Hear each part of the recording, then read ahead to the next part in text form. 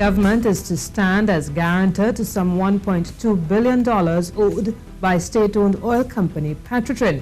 Unless Petrotrin gets government guarantees for these facilities, within the next week, the company will not be able to pay its bills and essentially will not be able to continue.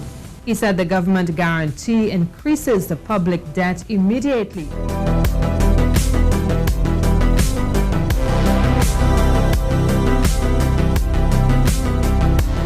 While we jamming still in the state of upside-down Trinidad and Tobago, Imbert and the Rowley P&M administration have sunk us into the most debt we've ever accumulated. With the surge in public borrowing, public debt has grown to over 125 billion TT dollars in 4 years, the highest in our country's history. And these debt numbers do not include the NIF's debt. So our true public debt position is already on an explosive path. Imbert has borrowed over $35 billion in 4 years, while state enterprises and statutory authorities have borrowed an additional $20 billion.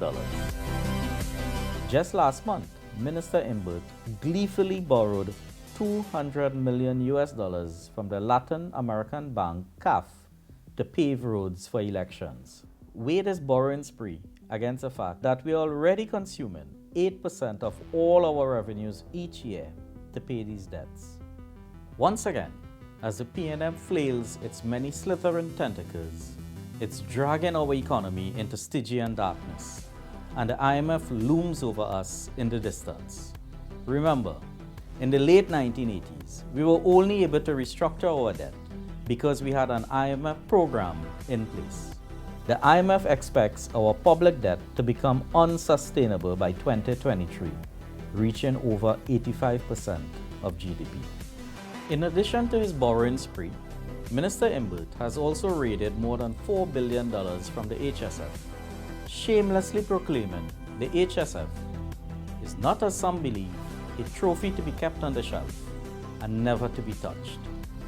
The Rowley P&M administration is the first government to access the HSF since it was created as the Interim Revenue and Stabilization Fund some 19 years ago by the Pandey UNC administration.